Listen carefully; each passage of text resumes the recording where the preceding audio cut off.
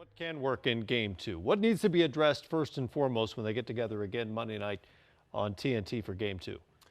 Well, when they watch that film tomorrow, and they alluded to it here in the press conference, they're going to see two things: that they have to have a better sense of urgency to start the game, and they have to have a better effort defensively. I mean, that's at the baseline.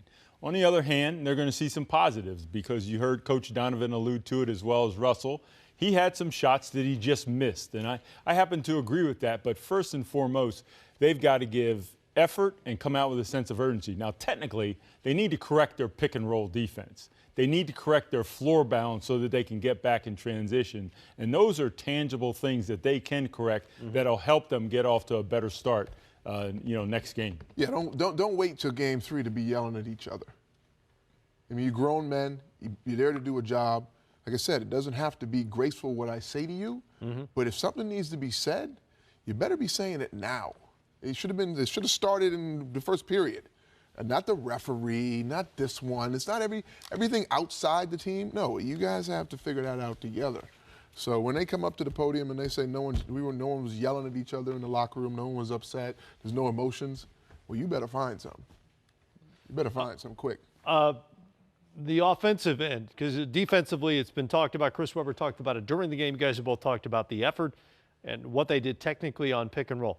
Offensively, they didn't execute anything in the first half either. How much of a disruption were Green and Kawhi in particular? What's the adjustment to be made on that end? The Green and Kawhi are terrific perimeter defenders, but I felt the Oklahoma City Thunder let them off the hook starting the game by taking ill-advised long-range jump shots, which ultimately led to transition baskets for the San Antonio Spurs. They really are shooting turnovers the way that they shot the ball tonight, and I almost got the feeling with the Thunder that they were seeking shots rather than taking open shots. And, we don't have the ball movement when you're feeling a little bit rushed and you're offensive-minded and not urgency and defensive-minded to begin a game. That's how you run into these blowout-type situations that they experienced tonight. So they have some, they have some adjustments, I hate that word, to make offensively. But the first thing is they've got to get the ball into the paint a little bit more, either by inserting the ball into the post or making a concentrated effort to drive the basketball into the paint, because taking jump shots the way they did is not going to beat the San Antonio Spurs. You don't like the word adjustments?